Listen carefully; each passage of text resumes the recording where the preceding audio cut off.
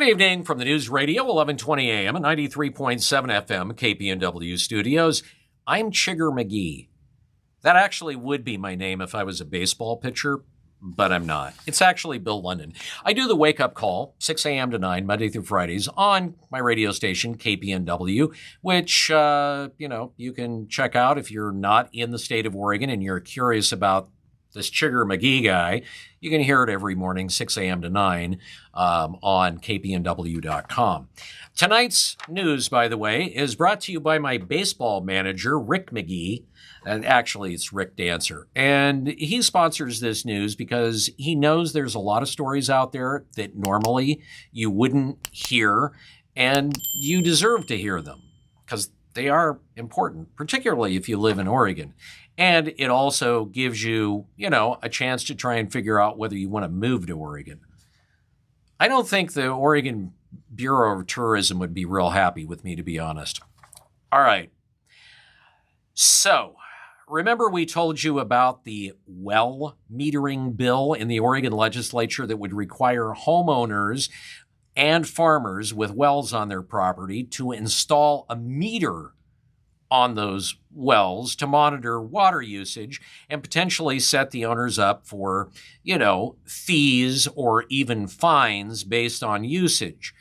All right, now, at least for now, that bill is dead. It is House Bill 3419. So this bill originally started out as a bill that simply required the Oregon Water Resources Department to study rules relating to water in Oregon. And when you see a bill in the Oregon legislature, and probably other legislatures too, that are real general and generic like that, it means that they're a placeholder bill. And what that means is that something else and a lot of other text is going to come along and completely change that bill. It's also known as a gut and stuff. And that is a ploy that is really common in the Oregon legislature. Well, this was one of those bills. And it ended up with a whole lot of amendments. The stuff part that included all the parameters about wells and metering and fees. But like I said, it's supposedly dead. Here's the story as to what happened to this. Supposedly. So members of the House Committee on Agriculture, Land Use, Natural Resources, and Water claim the amendments to House Bill 3419, the stuff part, were prepared quickly and inserted simply the offending language on meters, studying usage, setting up the possibilities of fees, fines, and more. Now, as the story goes, when the committee chairs realized that the draft amendments required Oregonians to meter their domestic wells, well, they claim they immediately informed the public that the draft amendments were not intended to do that.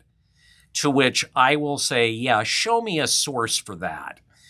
And they say that the new amendments would be fixing that issue and that they would pull all of that out of it.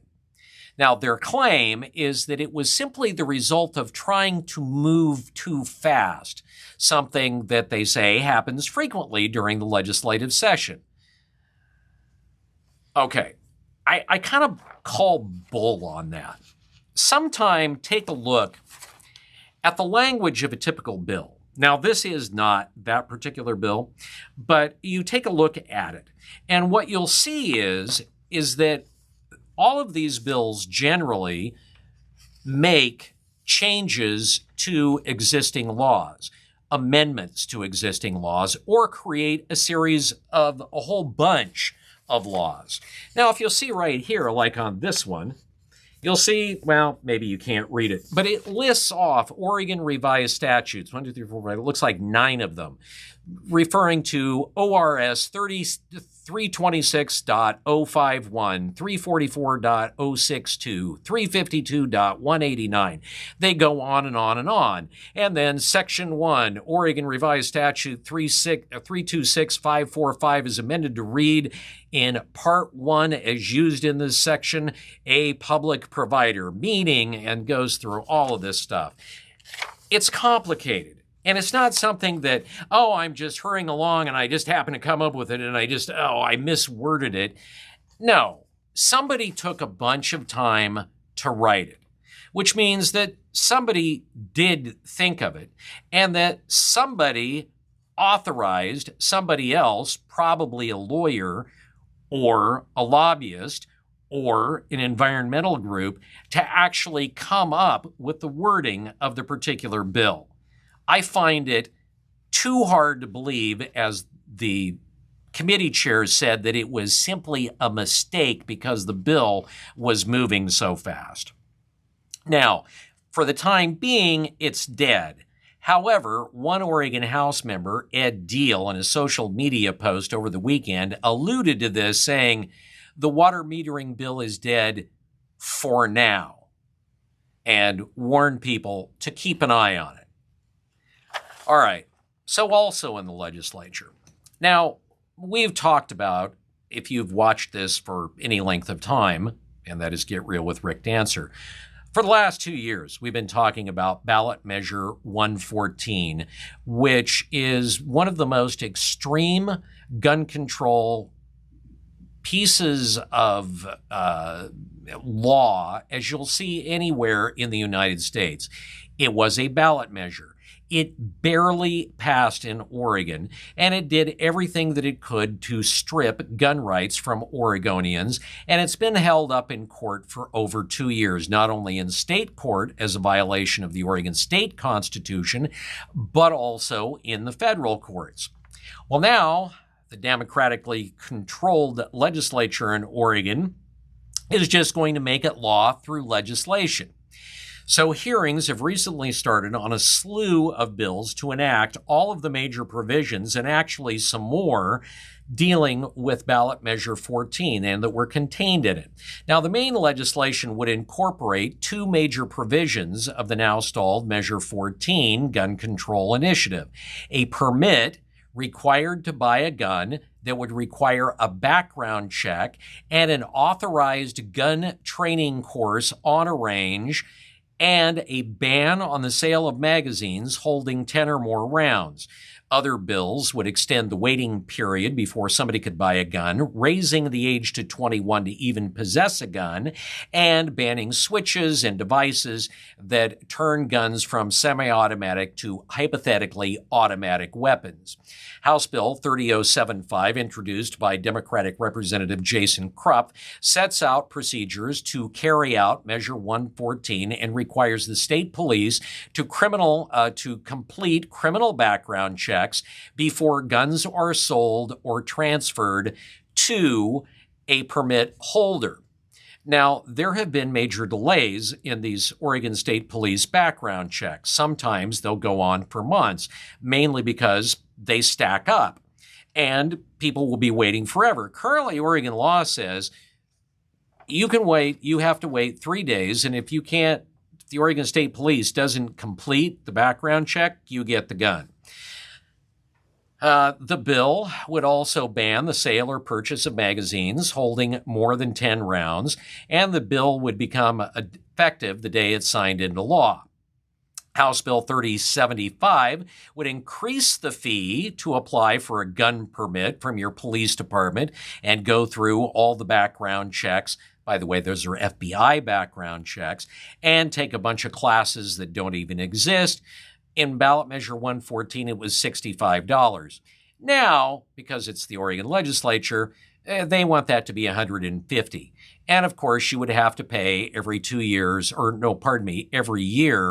$110 to renew it. If the bill passes, it would require any legal challenges to the provisions to be filed in Marion County Circuit Court in Salem, the seat of state government. Now, challenges to ballot measure 14 were done in Harney County on the other side of the Cascades. Why in Marion County Circuit Court?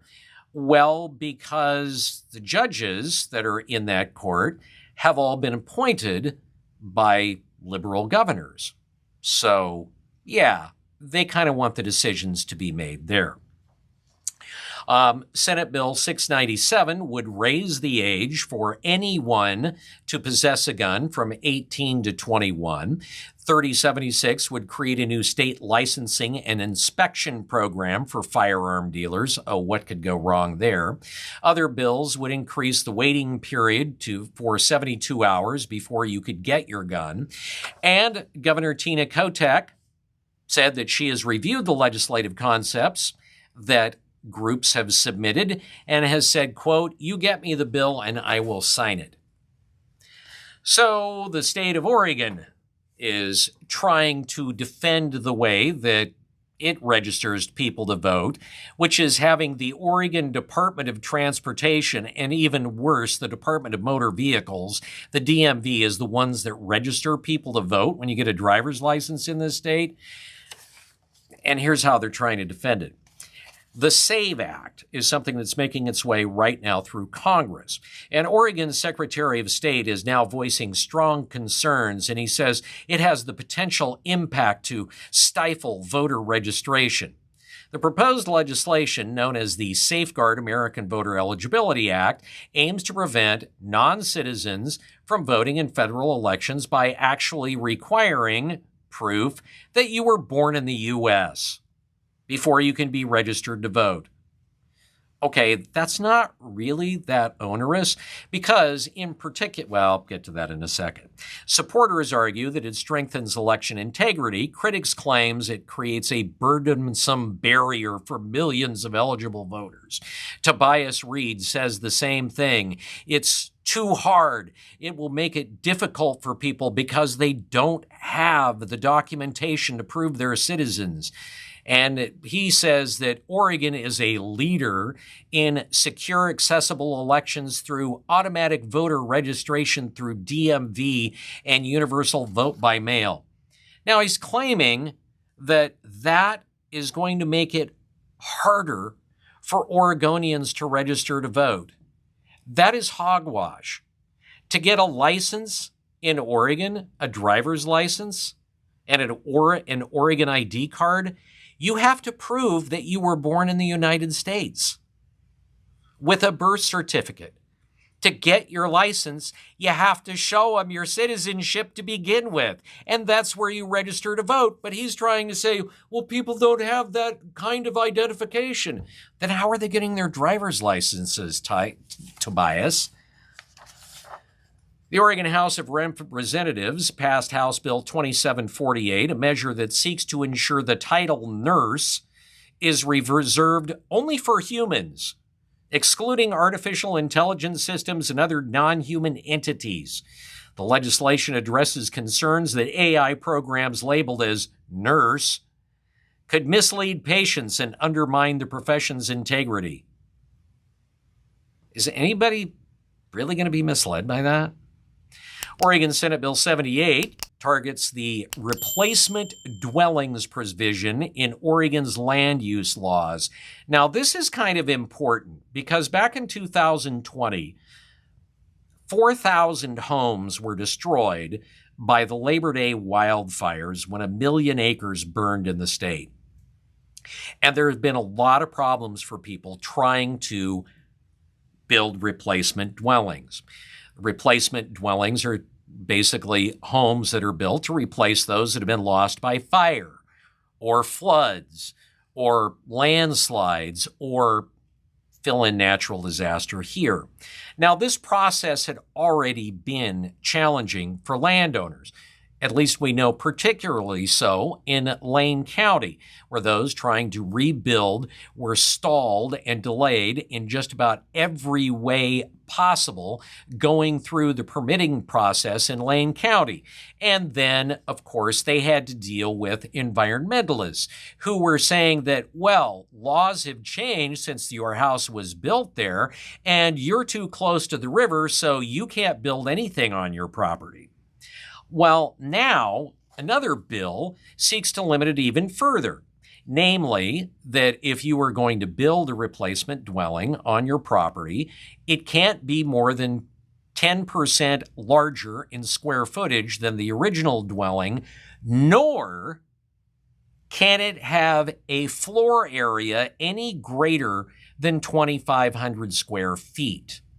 Now, let's say that, you're one of those people that's got your nice home that you retired to that's over 2,500 square feet overlooking a river or a lake, or it's out in the country, and that it's 3,000 square feet or more.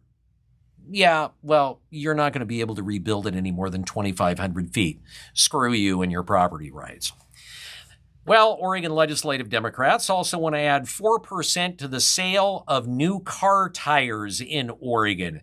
They claim it'll generate $20 million a year for public transit, reduce tire pollution, and also will build wildlife crossings. Now, the first hearings actually are going on right now, and we know that well over 1,000 Oregonians have already submitted testimony in opposition, claiming that they're disproportionately bearing the burden of the tax. House Bill 3362 would apply a 4% tax upon the purchase of new car tires for passenger vehicles and light-duty trucks. So, also hitting small businesses too. A federal judge extended an order blocking President Donald Trump's administration from withholding federal funding from medical providers in Oregon and 3 other states that provide sex changes to transgender youth under 19. The decision extended a 14-day temporary restraining order blocking enforcement of Trump's orders, while U.S. District Court Judge Lauren King weighs issuing a longer-term injunction. We told you that the Eugene 4J School District was one of those schools that actually filed a lawsuit along with a couple of other groups dealing with cutting off of funds if a school district was using DEI initiatives. Well, there's a little more information about that now. So Eugene 4J is the school district here in Eugene, Oregon, and they say they're pressing ahead with their lawsuit against the U.S. Department of Education over diversity, equity, and inclusion mandates. Now, the federal Department of Education issued what's known as the Dear Colleague letter back, ironically, on Valentine's Day, ordering all schools receiving federal funding and all DEI efforts. And the letter labeling DEI in public schools as being discriminatory, anti-white, anti-Asian in the words. I mean, if you can go back, you can read the letter, it's online. They spell it out. So last Friday was the deadline to comply with that. And 4J refuses. In fact, they were the first school, as I mentioned, in public school in the country to join the American Federation of Teachers and the American Sociological Association lawsuit aimed at trying to get that mandate thrown out. Now, the decision comes with the risk of losing $20 million in annual federal funding for the 4J school district. 4J claims its DEI programming, that's what it calls it, helps vulnerable populations. 4J has detained or retained Democracy Forward Foundation to represent it on a pro bono basis. Now, who is the Democratic Forward Foundation? It is a foundation that is chaired, and its board is chaired by Mark Elias. If that doesn't sound familiar, but maybe does a little bit, it's because he was the general counsel for Hillary Clinton's 2016 presidential campaign. He's also the head of the political law practice Perkins Coie that represents almost all of the nation's most powerful Democratic Party and left-leaning political advocacy organizations. By the way, Oregon State University says, yep, we're in compliance with the new rules. The University of Oregon refuses to comment. Well, President Donald Trump signed an executive order last Saturday that looks to unleash, if you will, forest management efforts following this year's devastating Los Angeles fires. Also, 2 million acres in Oregon burned this last summer for a new record. And the order takes steps for quicker federal permitting approvals of forestry projects under the Endangered Species Act so that clearing brush, timber removals, and other projects aren't delayed for decades by environmentalist groups ordering regulatory reviews, filing injunctions, and forcing essentially a never-ending stream of lawfare to keep anything from being done. Now, Trump has long blamed California's environmental policies for forest management contributing to the state's wildfires, including January's destructive fires in LA that killed 29 people. The Trump administration's move to issue a directive to America's national forests for increased industrial logging drew sharp criticism from your typical radical environmentalist groups. Local case in point, Oregon Wild. They condemned the order, which they said is going to threaten fish and wildlife habitats and clean drinking water and the health of forests. Yeah, like a major forest fire doesn't threaten fish as all of the ash and silt washes down into creeks and rivers and lakes. And as if wildfires don't endanger clean drinking water. And, well, I guess it doesn't endanger the health of the forest if it just completely destroys it, because then the forest no longer exists. Therefore, it's not endangered. John Purcell, the Oregon Wild staff attorney, says President Trump, in his words, is now set his sights on, quote, looting the American public forests. He says the plan is reckless and ill-conceived.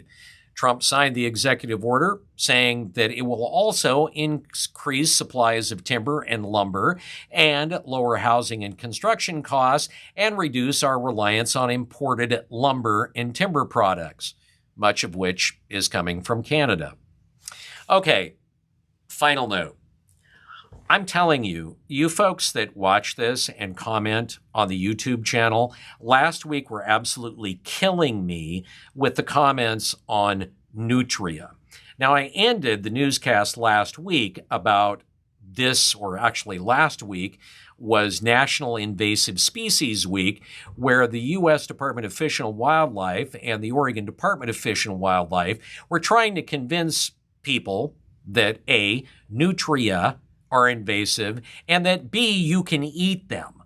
They even came up with a slogan for the campaign, Save a Swamp, Eat a Nutria.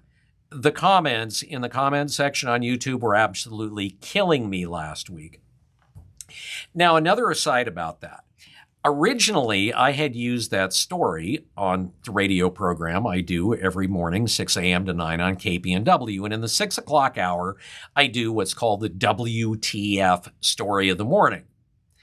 Now, you may be thinking, Whiskey Tango Foxtrot? Yeah, and it's also sponsored by a company, a small business here in Eugene called Willamette Truck and Fleet. Their initials are WTF. It all just sort of works. So I did this story on the radio show. And of course, the phone calls and the emails came in as an avalanche. Somebody even sent me a link to a cookbook from 1963 that is posted in its entirety online that is essentially a nutria cookbook. Well, the guys at Willamette Truck and Fleet were listening to this. And I was informed this week that the two of them are actually getting a hunt set up with, I'm not kidding you,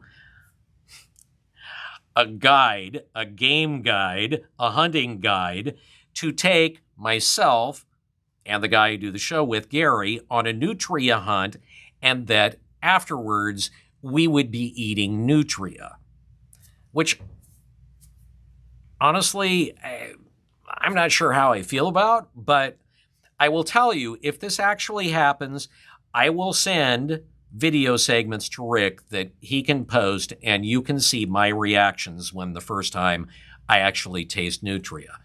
I've heard a lot of people say, oh, yeah, that's good eating, which to me is one of those, oh, yeah, you need to taste that. All right, this look at the news brought to you by Rick Dancer. Thank you, Rick. And now, Rick, it's time for you to roll out the industrial-sized can of real.